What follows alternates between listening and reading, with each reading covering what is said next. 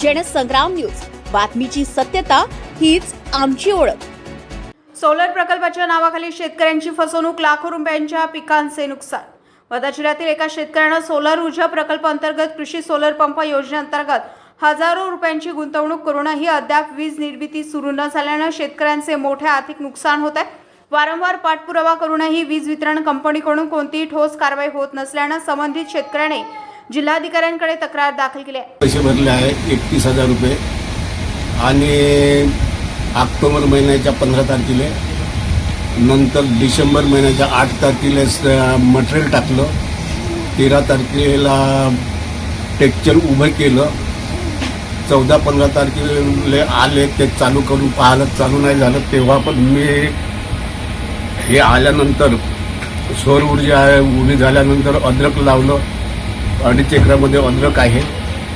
काही चणा होता, तो पूर्ण वाळला, काहीच उत्पन्न झालं नाही। कमी जास्ती 10 ते 12 लाखाचं नुकसान झालं आणि मी 10 ते 15 MSCB ऑफिसमध्ये गेलो। तिथून याचं नाव सांगते, त्याचं नाव सांगते, कमी जास्ती 6 जणांचे फोन नंबर दिले आहे। कोणीच ते त्याच्याकडे ढुकून पाहत नाही। 2 माजले ते डब्बा म्हणजे कन्व्हर्टर काढून दिलं। 3 महिने झाले तर कन्व्हर्टर आणून दिलं नाही। आता का करायचं ते मला सांगा, आत्महत्या करू?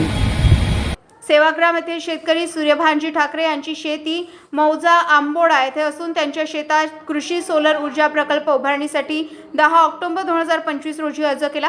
त्यानुसार CRI कंपनीशी करार करण्यात आला होता। 8 नोव्हेंबर 2025 रोजी या प्रकल्पासाठी मोठी आर्थिक गुंतवणूक करून साहित्य उभारण्यात आले। मात्र नियोजित मुदत उलटूनही प्रकल्पातून वीज निर्मिती सुरू झाली नाही।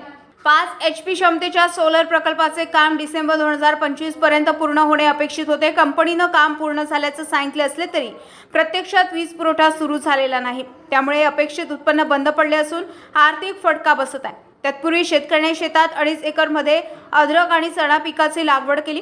मात्र पिकांना पाणीच न मिळाल्याने पिके सुकून गेली आहे। याचा आर्थिक फटका बसलाय।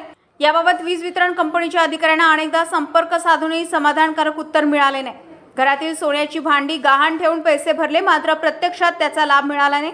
त्यामुळे संतप्त शेतकऱ्याने जिल्हाधिकाऱ्यांकडे दाद मागत चौकशी करून दोषींवर कारवाई करण्याची मागणी केली आहे। रविराज घुमे, जनसंग्राम न्यूज, वर्धा।